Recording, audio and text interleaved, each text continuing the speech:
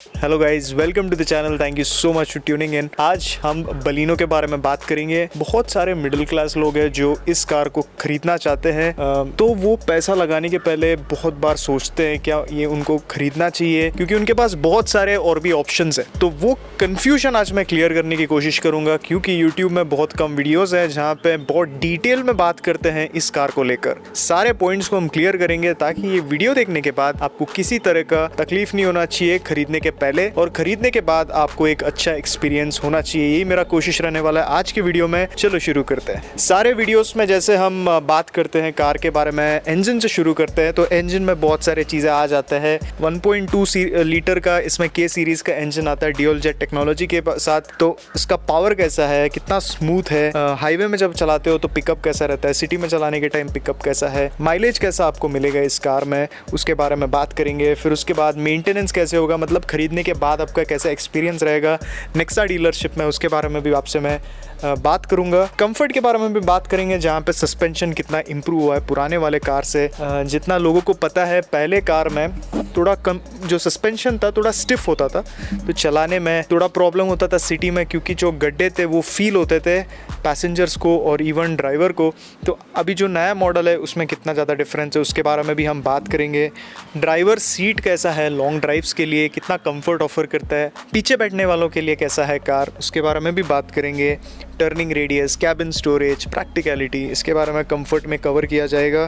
Quality कैसा है interior का, प्लास्टिक क्वालिटी, बिल्ड क्वालिटी, ये भी बहुत इंपॉर्टेंट चीज़ होता है मारुति के कार्स में, जिसके बारे में हम ज़रूर बात करेंगे। सेफ्टी कैसा होता है, बॉडी की बात करें, ओवरऑल बिल्ड कैसा है, ब्रेक्स कैसे हैं, फीचर्स की बात करें तो कैसे आपको फीचर्स मिलते हैं सेफ्टी के रिलेटेड। उसके बाद हम डायनामिक्स के बारे में बात करेंगे, जहाँ पे हैंडलिंग, ब्रेक्स, स्टीयरिंग का कंट्रोल, स्टीयरिंग का फीडबैक, ये सब आ जाता है। इस वीडियो में मैं खरीदने के बाद कैसे एक्सपीरियंस रहेगा वहाँ पे भी फोकस करूँगा, क्योंकि जैसे आपको मैंने बताया मिडिल क्लास वाले के जितने भी लोग हैं वो इस कार को ख़रीदना चाहेंगे, तो उनके लिए ना पोस्ट परचेज एक्सपीरियंस, मतलब ख़रीदने के बाद का भी एक्सपीरियंस बहुत ज़्यादा ज़रूरी है। तो इसके बारे में भी हम डिस्कस करेंगे। बलिनो 1200 सीसी के साथ आता है। इसमें आपको दोनों मैनुअल और ऑटोमेटिक का ऑप्शन मिलता है। अगर ऑटोमेटिक की बात करें, पहले बलिनो में CVT ट्रांसमिशन आता था जो महंगा है, मतलब इवन मैन्युफैक्चरिंग की अगर बात करें तो ज़्यादा पैसा लगता है मैन्युफैक्चरर्स के लिए, तो उसका जो कॉस्ट है वो भी बढ़ जाता है कंपनी वालों के लिए और ख़रीदने वालों के लिए। यहाँ पे आपको AMT यूनिट मिलता है जो CVT जितना अच्छा नहीं है, बट आपको बेटर माइलेज मिलता है। तो AMT के ऑप्शंस है, मैनुअल की ऑप्शंस है। 1200 सीसी के इंजन में जो के सीरीज़ का इंजन है वो जाना जाता है परफॉर्मेंस, स्मूथनेस और माइलेज के लिए, और यहाँ पे आपको 4 सिलेंडर्स मिलता है। इस प्राइस सेगमेंट में बहुत सारे कार्स हैं जो आपको 3 सिलेंडर इंजन्स देते हैं। बहुत लोगों को ये जानते नहीं हैं, बट ये एक बहुत बड़ा कंसिडरिंग पॉइंट है इस कार के लिए। पहले पावर से बात करते हैं। ये जो इंजन है इसका और जो इसका बॉडी है, इसको अगर आप देखते हो तो ये काफ़ी लाइट वेट कार है, और जो इंजन है वो 4 सिलेंडर का जो कॉम्पैक्ट इंजन है मारुति वालों का, उसमें आपको जापानीज़ इंजीनियरिंग दिखेगा जब आप इसको चलाओगे। ये आपको आइडलिंग में पता नहीं चलता कि कार ऑन है, क्योंकि ये 4 सिलेंडर इंजन है, काफ़ी स्मूथ है, कहीं पे भी आपको वाइब्रेशंस फील नहीं होते हैं। जब आप चलाने लगते हो तो आपको ये बात पता चलता है कि इनिशियल जो पिकअप है इस कार का वो बहुत अच्छा है। बहुत कार्स है, जैसे आप इसी सेगमेंट की अगर बात करोगे, इसी टेक्नोलॉजी की अगर बात करोगे, तो मैं इसको होंडा के साथ compete कर सकते हैं, जो अगेन 1.2 लीटर इंजन के साथ आता है। IV टेक है, 4 सिलेंडर्स है, बट आप इसको उसके साथ जब कंपेयर करते हो आपको एक चीज़ पता चलता है कि जो बलिनो है उसका जो इनिशियल पिकअप है वो बहुत बहुत अच्छा है। कोई भी दूसरे इंजन के साथ आप इसको कंपेयर करोगे तो इनिशियल जो पावर डिलीवरी है वो काफ़ी लाइवली है, तो सिटी में चलाने में आपको मज़ा आता है। जो होंडा के जितने भी बाकी जितने इंजन्स है उसमें आपको थोड़ा सा रेव करना पड़ता है इंजन को पावर निकालने के लिए, बट जो मारुति है उनके जो इंजन्स होते हैं वो एफर्टलेस पावर डिलीवरी ऑफ़र करते हैं। इसका लो एंड, मिड रेंज और टॉप एंड तीनों बहुत अच्छा है। आप सिटी में जब चलाते हो, ट्रैफिक में जब आप चलाते हो, आपको ऐसा नहीं लगता है कि गाड़ी बंद होने वाला है, पावर नहीं मिल रहा है मुझे, इस चीज़ में आपको किसी तरह का तकलीफ़ नहीं होने वाला है। जब हम वाइब्रेशंस की बात करते हैं, जो मेजर टच पॉइंट्स होते हैं ड्राइवर के लिए, वो है स्टीयरिंग, गियर बॉक्स, पेडल्स। यहाँ पे आपको किसी तरह के वाइब्रेशंस फील नहीं होता है, और आई थिंक इस कार का सबसे स्ट्रॉन्गेस्ट पॉइंट है ये। स्मूथ है इंजन, आपको बिल्कुल भी एकदम फील नहीं होगा कि इंजन में बहुत वाइब्रेशंस है, हार्श है। स्मूथ है, वाइब्रेशंस फ्री है। तो जो भी ये कार लेते हैं उनको डेफिनेटली ये चीज़ बहुत पसंद आएगा, क्योंकि उनको एक प्रीमियम फील आता है। और सबसे बड़ी बात ये है कि इसका जो प्राइस सेगमेंट है, जिस प्राइस में ये स्टार्ट होता है और जिस प्राइस में ये एंड होता है, तो एक बहुत बड़ा वेरिएंट्स का गैप और प्राइस भी का जो गैप है वो भी प्रोड्यूस करता है। तो बहुत सारे लोग इस कार के लिए ऑप्ट कर सकते हैं उनके बजट के हिसाब से। तो आप जितने भी लोग अभी वो कार लेंगे, इवन बेस मॉडल भी लेंगे, वो भी वैल्यू फॉर मनी है, क्योंकि उस प्राइस में आपको पंच मिलेगा, शायद काइगर भी मिलेगा। ये सारे कार्स में भी आपको एसयूवी फील देते हैं, but at the end of the day सारे हैचबैक्स ही है। और इस मामले में बलिनो जितना वैल्यू फॉर मनी प्रोडक्ट मुझे कोई भी ब्रांड नहीं लगता है, क्योंकि उनके जो इंजन है और जो मैकेनिकल्स है वो इन बाकी जितने भी कार जो मैंने अभी बताया उनसे सुपीरियर है। नेक्स्ट हम बात करते हैं क्लच रिलीज़ एक्शन के बारे में। जब आप क्लच को दबा के फर्स्ट गियर पे शिफ्ट करके क्लच को रिलीज़ करते हो तो कैसा आपको फील होता है, क्या ये स्मूथ है या आपको झटका लगता है। तो ये बहुत ज़रूरी है उन लोगों के लिए जो पहली बार ये कार खरीद रहे हैं और उनको एक स्मूथ एक्सपीरियंस चाहिए। उनको इस चीज़ से तकलीफ़ नहीं होने वाला है, क्योंकि इसका क्लच रिलीज़ एक्शन जो है वो बहुत स्मूथ है। AMT की बात करें तो AMT भी ठीक ठाक तरीके से परफॉर्म कर लेता है ट्रैफिक में। यूजुअली जो हेड नॉड वाला फील आता है AMT में, जब अंदर से गियर शिफ्ट होता रहता है तो वो जो फील होता है अंदर, एक आपको एक जर्क फील होता है, वो इस कार में बहुत कम है। इस चीज़ को अवॉइड करना बहुत मुश्किल है। AMT गियर बॉक्सेस में हेड नॉड आपको देखने को मिलेंगे। CVT जितने स्मूथ होते नहीं है, बट अगर आप इसके मैनुअल को चलाओगे तो क्लच रिलीज़ एक्शन उतना भी ज़्यादा स्मूथ नहीं है। आपको डेफिनेटली थोड़ा सा जर्क फील होगा, थोड़ा टाइम लगेगा आपको सेट होने के लिए, बट इसका जो पावर डिलीवरी है वो भी बहुत अच्छा है। तो जिस तरह का पावर डिलीवरी आपको इस कार में मिलता है उसके हिसाब से क्लच रिलीज़ एक्शन काफ़ी अच्छा है। अभी हम बात करेंगे ड्यूरेबिलिटी के बारे में। मतलब अगर आप रिलायबिलिटी के बारे में सोचते हो, लॉन्ग टर्म में प्रॉब्लम्स के बारे में सोचते हो, तो ये इंजन कैसे परफॉर्म करता है। मारुति के जो इंजन्स है वो ट्रस्ट पे सेल होता है। उनके जितने भी कार्स है वो ट्रस्ट पे बिकता है, क्योंकि लोग इस पे भरोसा इसीलिए करते हैं क्योंकि इनके इंजन्स में और मैकेनिकल्स में कभी प्रॉब्लम नहीं आते हैं। आप इसको बहुत टाइम तक चलाओ, आपको मेजर ब्रेकडाउन नहीं होगा। मे बी बिल्ड क्वालिटी के मामले में मारुति बदनाम है, वो उतना अच्छा क्वालिटी ऑफ़र नहीं कर पाते हैं, बट अगर इंजन की हम बात करें तो इनके जो इंजन्स होते हैं वो स्मूथ होते हैं और लॉन्ग टर्म के लिए भी अच्छे होते हैं। इसीलिए रीसेल वैल्यू आपको अच्छा मिलता है, लोग इसको लेना पसंद करते हैं यूज्ड कार मार्केट में। तो अगर आप ड्यूरेबिलिटी की बात करें तो ये इंजन बहुत अच्छे से परफॉर्म ज़रूर करेगा। देखो, इस इंजन का जो पिकअप है वो सिटी में चलाने के लिए बहुत बढ़िया है, आपको मज़ा आएगा, क्योंकि जो पावर डिलीवरी है वो काफ़ी इंस्टेंट है। तो आपको सिटी में ओवरटेक करना या जब सिग्नल ग्रीन हो जाता है वहाँ पे आपको चलाना रहता है तो आपको अच्छा लगेगा। आपको ऐसा कभी भी नहीं लगेगा कि भाई मुझे डाउन शिफ्ट करना पड़ रहा है या एक्सेलरेशन ज़्यादा देना पड़ रहा है, वो आपको फील बिल्कुल भी नहीं होगा इस कार में। ये चीज़ मुझे इस कार में बहुत पसंद आया। अगर हम बात करें ओवरटेक हाईवे में, तो हाईवे में भी सरप्राइजिंगली बहुत अच्छे से परफॉर्म करता है। यूजुअली जो कार्स होते हैं उनका जब बॉटम एंड और मिड रेंज बहुत अच्छा होता है, जैसे आप ट्रैफिक में जब चलाते हो वहाँ पे जब अच्छे से परफॉर्म करता है, तो ये हाईवे में बहुत ज़्यादा सफ़र करता है। सारे इंजन्स के वैसे ही होते हैं जितना मैंने चलाया इस सेगमेंट में। होंडा की भी बात करें, सिटी में उतने अच्छे से परफॉर्म नहीं करता है, बट जब आप हाईवे पे लेके जाते हो होंडा के इंजन्स बहुत अच्छे से परफॉर्म करते हैं। मारुति की बात करें तो ये हाईवे में भी बहुत बढ़िया परफॉर्मेंस देता है। एक दो इसका बॉडी बहुत लाइट है, तो आपको परफॉर्मेंस को लेकर किसी तरह का तकलीफ़ नहीं होने वाला है। प्रॉब्लम ये होगा कि आप इस कार को चलाओगे हाईवे में तो एक डर रहता है, क्योंकि इसका जो बिल्ड है वो उतना अच्छा नहीं है जितना आप सोचते हो। कंपैरेटिवली अगर आप इसके कंपैरिजन में देखते हो, अगर अल्ट्रॉस के साथ इसको कंपेयर करते हो तो बहुत ज़्यादा फ़र्क आ जाता है स्टेबिलिटी के मामले में और सेफ्टी के मामले में। तो वो सिक्योर फीलिंग आपको नहीं आता है, बल्कि परफॉर्मेंस जो है वो बहुत बढ़िया है हाईवे में या सिटी में चलाने के लिए। माइलेज की बात करें तो ये एक बहुत बड़ा रीज़न है कि लोग इस कार को लेना पसंद करते हैं। जो ड्यूअल जेट टेक्नोलॉजी है जो मारुति वालों ने इंट्रोड्यूस किया है इस कार के साथ, इसके पहले भी उन्होंने इंट्रोड्यूस किया था ये टेक्नोलॉजी, इसमें माइलेज बहुत ज़्यादा इंप्रूव होता है, क्योंकि इसका जो फ्यूलिंग है वो बहुत प्रिसाइज और एक्यूरेट है। तो जो प्रेसिशन आपको मिलता है, पहली बात तो पहले वाला जो जिस ड्यूअल जेट के साथ जो नहीं आता था वो भी बहुत अच्छा माइलेज देता था, बट ये जो इंजन है इसमें आपको प्रॉपर फ्यूलिंग देता है तो माइलेज इम्प्रूव हो जाता है और इसका बॉडी भी बहुत ज़्यादा लाइट वेट है। तो ये सारी चीज़ को आप इंक्लूड करते हो तो आपको सिटी में आराम से आप इसमें 13 से लेके 14 निकाल सकते हो।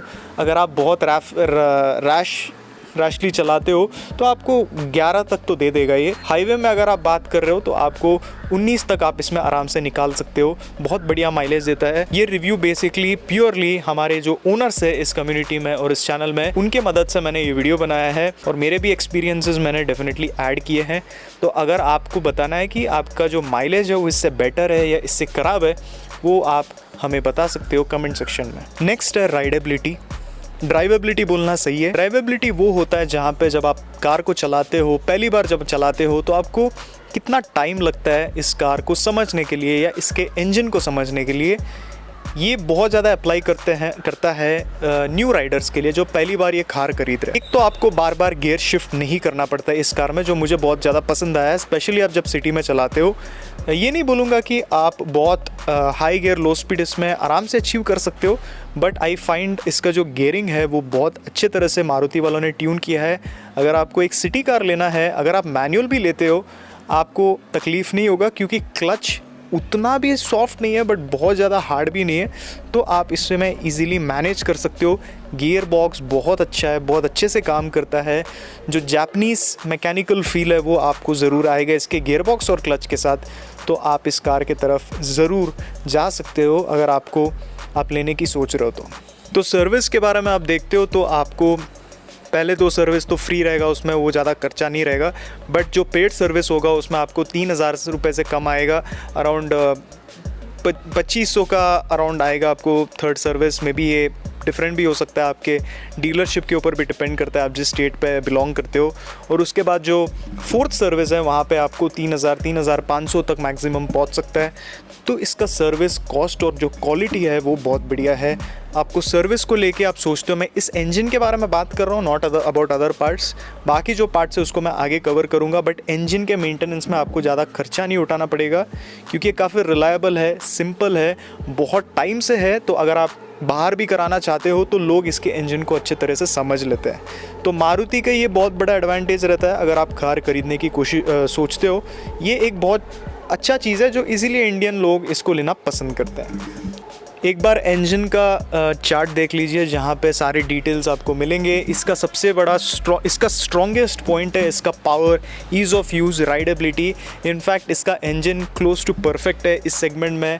आई थिंक इस सेगमेंट में अगर आप इंजन के बारे में लेके सोचते हो, आपको रेव करना पसंद है या आप नॉर्मल ड्राइविंग भी करते हो, कम्यूट भी करते हो या हाईवे पे भी लेके जाते हो, इसके इंजन के बारे में बहुत मुश्किल है कोई भी कमियां ढूंढना। मतलब बहुत बढ़िया इंजन है इसका और आपको बहुत अच्छा लगेगा इसका इंजन परफॉर्मेंस, क्वालिटी और रिलायबिलिटी। अभी हम बात करेंगे कंफर्ट के बारे में। कंफर्ट में बहुत सारे चीज़ें आ जाते हैं, जैसे आपके फैमिली जो बैठेंगे पीछे उनके लिए कैसा कंफर्ट रहेगा। अगर आप इस कार को लॉन्ग ड्राइव करते हो तो आपको कैसे कंफर्ट ऑफ़र करेगा ये कार। सस्पेंशन से शुरू करते हैं। तो जो सस्पेंशन है ये पहले वाले बलिनो से ज़रूर इन्होंने इम्प्रूव किया है। आपको वो स्टिफनेस महसूस नहीं होगा जो अंदर बैठते हैं कार के अंदर, उनको ऐसा फील नहीं होगा कि भाई जो भी गड्ढे हैं वो मुझे फ़ील हो रहे हैं, सारे बम्स को मैं फ़ील कर पा रहा हूँ। वो कंप्लेंट नहीं आएगा आपके फैमिली वालों से या जो चलाते हैं। बट वो बहुत ज़्यादा कंफर्टेबल भी फील नहीं करेंगे। जो छोटे मोटे गड्ढे हैं, जब ख़राब रास्तों पे इसको आप लेके जाओगे सिटी में, ठीक ठाक तरीके से परफॉर्म कर लेता है। बट जब आप बहुत बड़े बम्स पे इसको चलाते हो तो आपको वो फील होने वाले हैं। इसका सस्पेंशन बेस्ट नहीं है इस सेगमेंट में। अभी मैं इसको अल्ट्रॉस के साथ कंपेयर करूँ तो जो अल्ट्रॉस है वो स्टिफ सस्पेंशन ऑफर करता है बट वो काफ़ी मैच्योर्ड फील होता है। एक बैलेंस जो उन्होंने क्रिएट किया टाटा अल्ट्रॉस के सस्पेंशन में वो मारुति नहीं कर पाया। तो सस्पेंशन से वो वेट भी बहुत लाइट फील होता है। तो सस्पेंशन डेफिनेटली थोड़ा इम्प्रूव हो सकता था, बट इस वेट को मैनेज करने के लिए और स्टेबिलिटी को बढ़ाने के लिए हाईवे में उनको इस तरह का सस्पेंशन देना पड़ा। जब मैंने पहली बार ये कार चलाया था, जब लॉन्च हुआ था और मैंने वीडियो भी अपलोड किया था, तो पहला चीज़ जो मैंने पॉइंट किया था वो ये था कि इसका जो सीट है इन्होंने बहुत ज़्यादा चेंज किया है पुराने वाले बलिनो से, जो बहुत कम लोगों ने नोटिस किया है। दिखने में काफ़ी सेम लगता है, बट अगर आप बैक टू बैक इसके सीट में बैठते हो पुराने वाले और नए वाले बलिनो में, आपको ये पता चलता है कि जो साइड बोल्स्टर्स है वो थोड़े से इम्प्रूव हो चुके हैं, अंडर थाई सपोर्ट इम्प्रूव हो चुका है।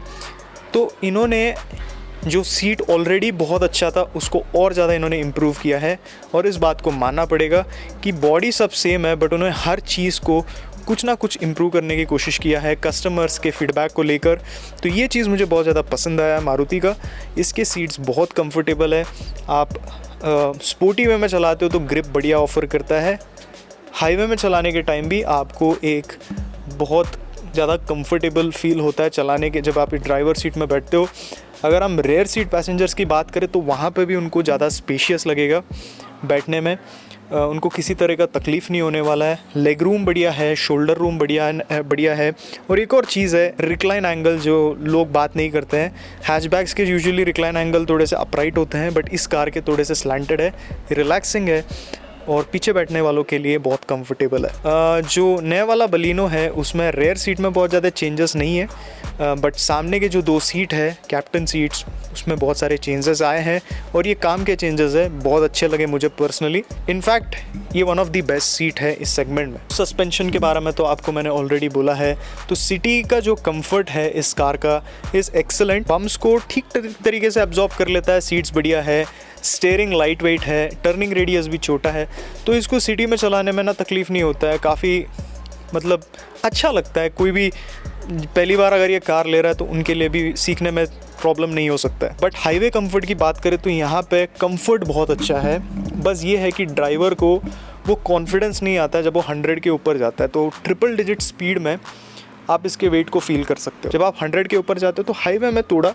तकलीफ़ ज़रूर हो सकता है आपको। इस कार में कॉन्फिडेंस गेन करने के लिए अल्ट्रॉस i20 भी इससे बेटर स्टेबिलिटी ऑफ़र ज़रूर करता है हाईवे पे, बट सिटी में ईज़ ऑफ यूज़ और यूज़र फ्रेंडली आपको बलिनो फील होगा, and that is something which is important क्योंकि ये बेसिकली एक सिटी कार है। इसके कैबिन स्टोरेज काफ़ी अच्छे हैं, आपको जो भी आपका सामान रखने के लिए, मे बी बॉटल रखने के लिए अच्छा खासा स्पेस दिया है। मैं हमेशा बोलता हूँ कि ये चीज़ों को आप क्यों इंक्लूड नहीं करते हो, क्योंकि इंडिया एक बहुत ह्यूमिड जगह है जहाँ बॉटल्स रखने के लिए जब जगह नहीं है। मैं ये चीज़ अल्ट्रॉस और टियागो में भी मैंने ये पॉइंट बोला था कि भाई डिज़ाइन सब ठीक है बट आपको एक भी ठीक 1 लीटर बॉटल रखने के लिए जगह नहीं है कार के अंदर कहीं भी, तो वो भी इंडियन ब्रांड होके। तो ये सारे चीज़ कंपनी को सोचना चाहिए, क्योंकि हम जब भी फैमिली के साथ जाते हैं तो 3-4 बॉटल तो लेके जाते हैं पानी का, तो वो रखने के लिए जगह भी होना चाहिए, और बलिनो में ठीक ठाक जगह दिया है इन्होंने, तो वो चीज़ मुझे ठीक लगा। ग्लव बॉक्स उतना बड़ा नहीं है जितना अल्ट्रॉस का है, बट ठीक है, जो आपको सामान रखना है वो आप आराम से रख सकते हो। तो इस चीज़ को लेके ना तकलीफ़ नहीं होता, आराम से आप इस पर चला सकते हो बहुत देर तक।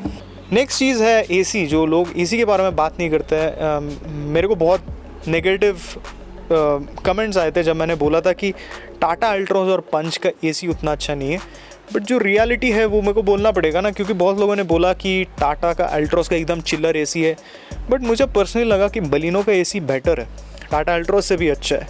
सो एसी में मुझे कोई प्रॉब्लम नहीं आया बलिनो के, एकदम कैबिन को चिल कर देता है। और बहुत लोगों के लिए एसी ज़रूरी है, स्पेशली इंडिया जैसे क्लाइमेट में। भाई वेंटिलेटेड सीट्स लोग मांग रहे हैं, बोलते हैं कि इंडियन कंट्री में ज़रूरी है, बट एसी के बारे में कोई बात नहीं करता है कि कैसे परफॉर्म कर रहा है। बलिनो का एसी अच्छा है, चिल कर देता है कैबिन को, और बहुत टाइम नहीं लगता है कूल होने के लिए। ऑडियो सिस्टम के बारे में मैं हमेशा बोलता हूँ कि मैं कोई एक्सपर्ट नहीं हूँ ऑडियो सिस्टम के बारे में बोलने में, बट मैं ये बोल सकता हूँ कि ऑडियो सिस्टम ठीक है, बेस थोड़ा सा इम्प्रूव हो सकता था, बट क्लैरिटी अच्छा है, ट्रेबल ठीक है, overall sound quality is satisfactory, not as good as may be Harman या बाकी जो सिस्टम्स आते हैं इस सेगमेंट में, बट अच्छा है। बट ये जो टच स्क्रीन यूनिट है, आपको बेस मॉडल में जो टच स्क्रीन यूनिट आते हैं और टॉप एंड मॉडल में, बेस मॉडल के तो पुराने वाले हैं तो उसमें आपको थोड़े से लैग देखने को मिलेंगे, और जो नए वाले हैं उसमें बहुत ज़्यादा इन्फॉर्मेशन दिखाता है।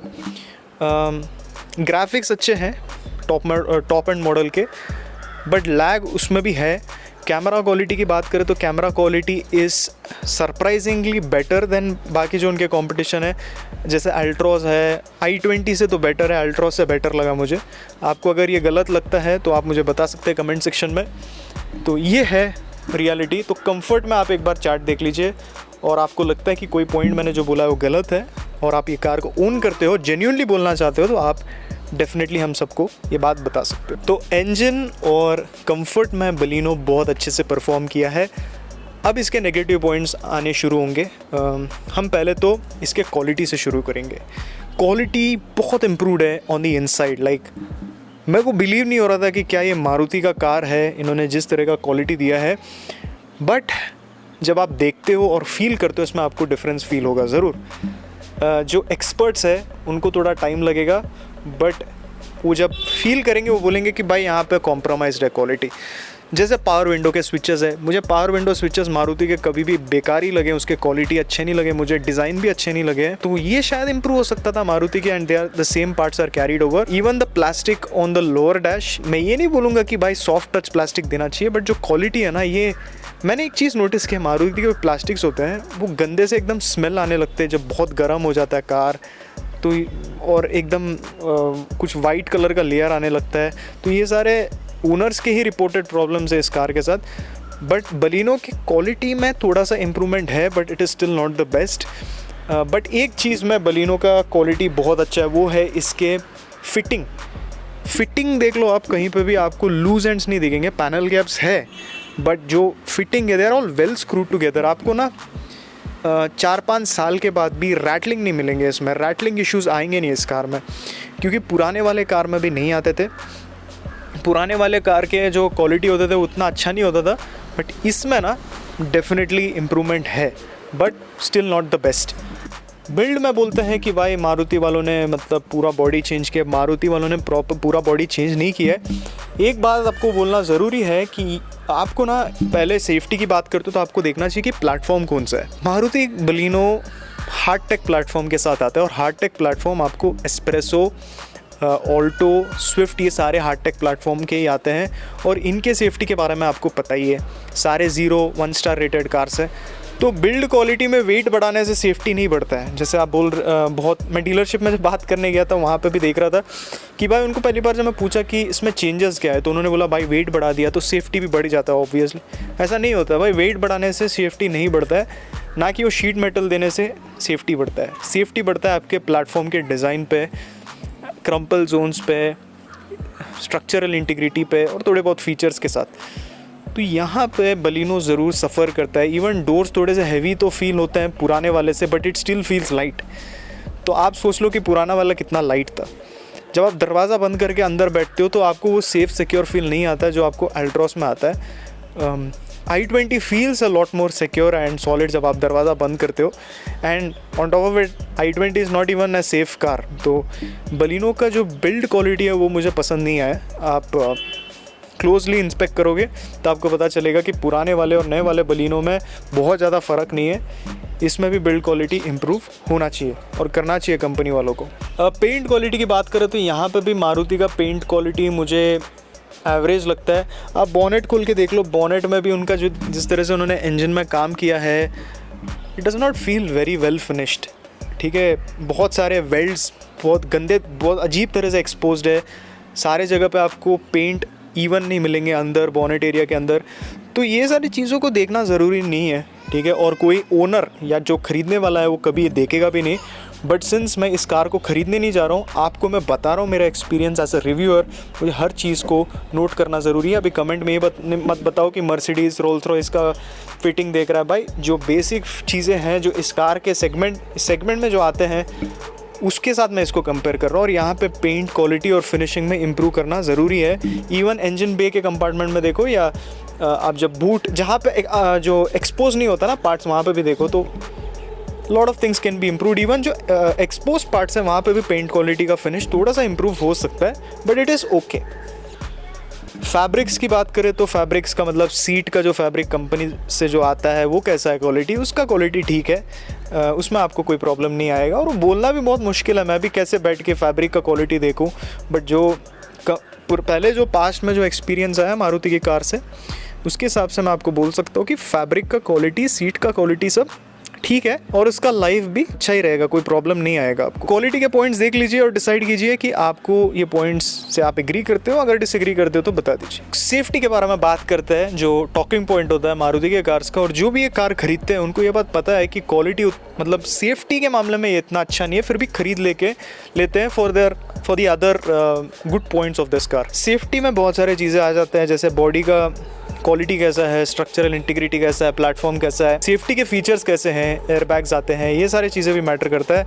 And the other important point जो बहुत ज़रूरी है वो है इसके ब्रेक्स, आपको कैसे फील होते हैं, स्टीयरिंग का रिस्पॉन्स कैसा है हाई स्पीड पे। इस कार के ब्रेक्स बहुत अच्छे हैं। जब आप इसके ब्रेक्स को यूज़ करते हो तो आपको एक रीअश्योरिंग सेफ फील आता है।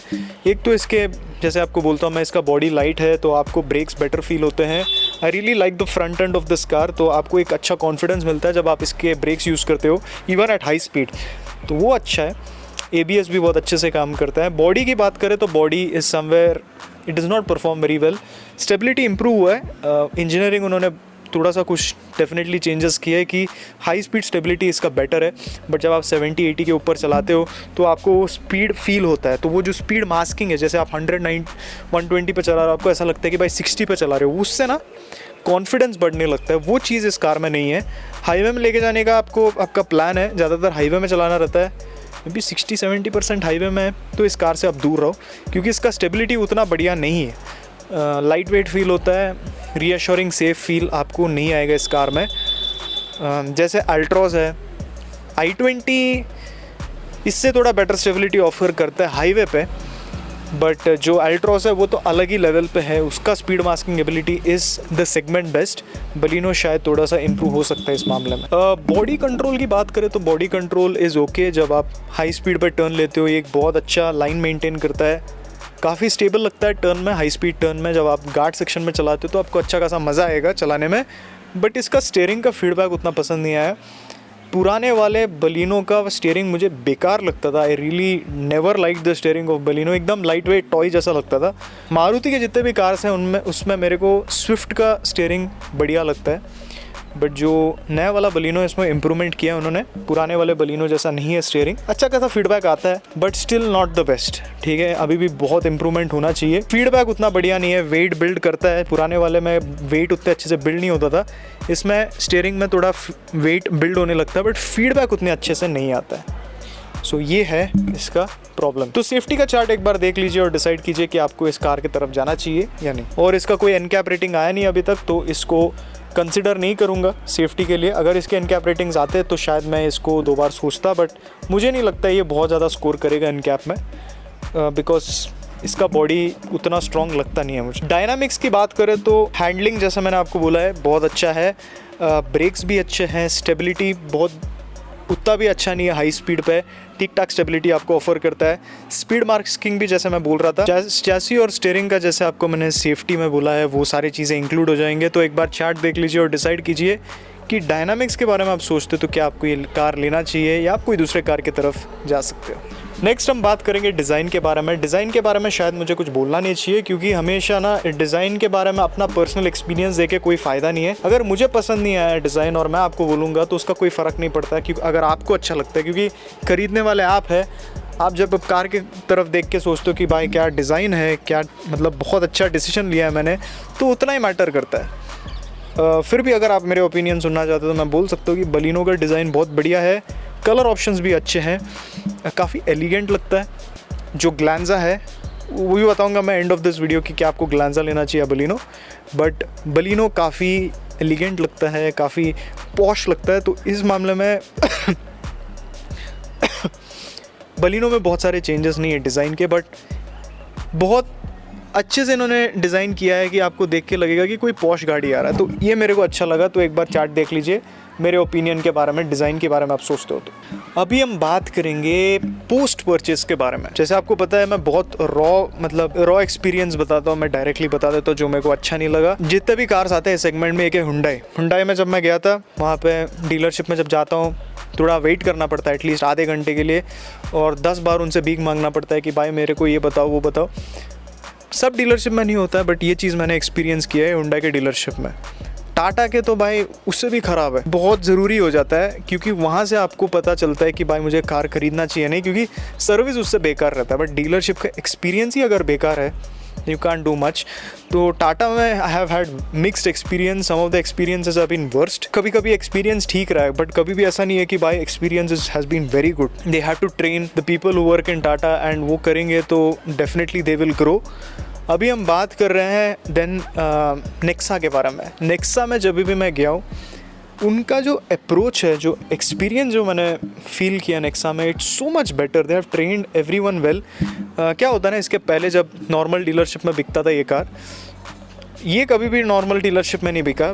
Baleno they started with Nexa, but जो भी बाकी के जो डीलरशिप है वहाँ पे इनका एक्सपीरियंस उतना अच्छा नहीं है, क्योंकि भीड़ ज़्यादा रहता है। बहुत सारे डीलरशिप में अच्छे से मैनेज नहीं कर पाता है।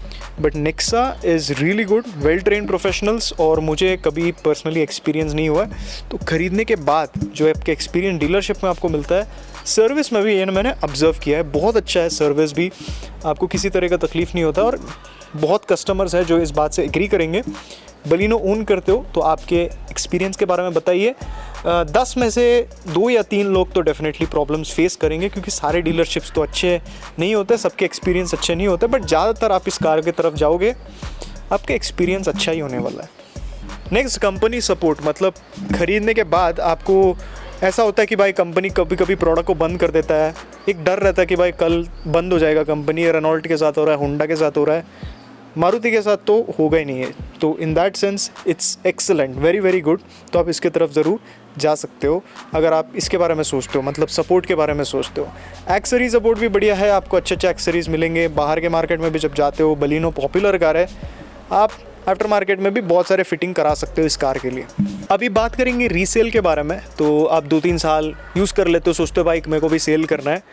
हमारे फैमिली और हमारे फ्रेंड सर्कल में बहुत लोगों के पास बलिनो था और उन्होंने सेल किया, और उनका एक्सपीरियंस से मैं आपको बता सकता हूँ कि अगर आप यूज्ड कार मार्केट में जाते हो, इस सेगमेंट में 2 कार्स है जिनका वैल्यू बहुत हाई है। वो है स्विफ्ट और दूसरा है बलिनो। आप मे भी आपको सेल करना है ना, 1 या 2 हफ्ते में मैक्सिमम ये कार सेल हो जाएगा और बेस्ट वैल्यू मिलेगा आपको। तो ये एक चीज़ रहता है कि भाई एक कार खरीदने के बाद ना बढ़िया रीसेल मिलेगा। यू डोंट, आप सेंसिबली सोचते हो, प्रैक्टिकली सोचते हो, सिटी कार चाहिए, तो ये बेस्ट ऑप्शन है, क्योंकि डिप्रिशिएट नहीं होता जितना बाकी के कार्स होता है। रिलायबिलिटी के बारे में बोलूँ तो मारुति के कार्स के रिलायबिलिटी इज़ प्रूवन, मुझे कुछ बोलने का ज़रूरत नहीं है, कंपनी ने खुद प्रूव किया है, ठीक है। तो मैं भी अगर कुछ गलत भी बोल देता हूँ तो उसका कोई वैल्यू नहीं है, क्योंकि कंपनी वाले मेहनत किए हैं इंडिया में सेट करने के लिए और क्वालिटी प्रोडक्ट्स ऑफर करने के लिए। तो उनके इंजन मैकेनिकल्स में उन्होंने नाम कमाया है। बट मुझे राइट है आके बोलने के लिए कि कार सेफ़ नहीं है, क्योंकि उन्होंने ये भी प्रूव किया है कि वो सेफ्टी में ध्यान नहीं देते हैं कस्टमर्स के, और उनका बिल्ड क्वालिटी उतना अच्छा नहीं होता है। तो इसमें मैं बोल सकता हूँ, बट रिलायबिलिटी, मैकेनिकल्स, इंजन के बारे में मैं बोलूँगा तो उसके कोई फ़र्क नहीं पड़ने वाला। अब ब्रांड वैल्यू की बात करें, देखो आप बलिनो लोगे ना तो लोग बोलेंगे कि भाई बढ़िया कार लिया है, बलिनो लिया है, सब जानते हैं बलिनो के बारे में, तो यूनिक आपको एक्सपीरियंस नहीं मिलेगा। मार्केट में बहुत ज़्यादा बलिनो अभी सेल होते जा रहा है, तो वो बहुत पॉपुलर हो जाएगा। ब्रांड वैल्यू, यस, आपके बलिनो को देख के लोग बोलेंगे कि भाई सेंसिबल है, बट ये आप कोई दूसरे कार की तरफ जाते हो, मैं भी i20 लेते हो, तो लोग i20 को देख के ज़्यादा बेटर ब्रांड वैल्यू बोलेंगे कि भाई i20 लिया, महंगा है। तो वो ब्रांड वैल्यू मारुति का अच्छा है, बट ये है कि बहुत कॉमन कार है, तो आपको यूनिक एक्सपीरियंस नहीं मिलेगा। कोई आके ये नहीं बोला कि भाई बलिनो बेकार गाड़ी लिया, वैसा कोई नहीं बोलेगा। बहुत अच्छा कार है और इसका ब्रांड वैल्यू भी बढ़िया है। एक बार पोस्ट परचेस का चार्ट देख लीजिए और डिसाइड कीजिए जो मैंने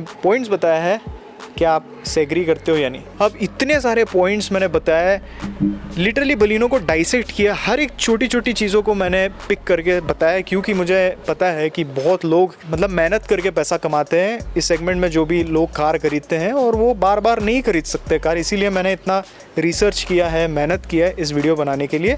तो आपका एक अप्रिशिएशन मिलेगा सपोर्ट के साथ। आपके फैमिली मेम्बर्स को शेयर कीजिए ये video and let them also know about this channel, उससे ना मुझे भी थोड़ा कुछ मिलेगा, ठीक है। और नेक्स्ट चीज़ ये है कि मैं इस कार को बहुत सारे कार्स के साथ कंपेयर करूंगा। अगर आपकी कोई रिक्वायरमेंट है, आप चाहते हो मैं कोई कार के साथ इसको कंपेयर करूं, तो आप मुझे बता सकते। एंड अगेन समराइज़ कर देता हूं मैं, ये जो कार है, इंजन इज़ एक्सेलेंट, सिटी में चलाने के लिए बहुत बढ़िया है, ब्रांड वैल्यू और रीसेल बहुत अच्छा है। प्रैक्टिकली सोचते हो ये कार लेने के बाद आपके फैमिली मेम्बर्स को आप आगे नहीं बोलेंगे कि भाई ये कार क्यों लिया है। इंजन इज़ सुपर्ब, सिटी में चलाने के लिए बढ़िया है, जैसे मैंने आपको बताया, रीसेल अच्छा है, तो it's a practical sensible option. But इसका प्रॉब्लम है हाईवे में जो स्टेबिलिटी है वो नहीं मिलेगा आपको। फैमिली के साथ हाईवे में लेके जाते हो तो रिस्की है, सेफ़ नहीं है कार। तो अगर आपको हाईवे कार लेना है, अल्ट्रोस की तरफ जाओ या कोई दूसरे कार की तरफ जाओ, don't by this car. City में कम्यूट करना है, 70-80% सिटी में ही रहता है, तो सेफ्टी का थोड़ा प्रॉब्लम रिड्यूस हो जाता है, क्योंकि इसके टॉप मॉडल्स में बहुत सारे एयरबैग्स आते हैं। So you can go for it, it's a very good option. So ये मेरा समरी है, good car but safety improve होना चाहिए। और अच्छे वीडियोस लेके आऊँगा आपके लिए मैं। Take care, always drive safe, wear your seat belts, bye bye.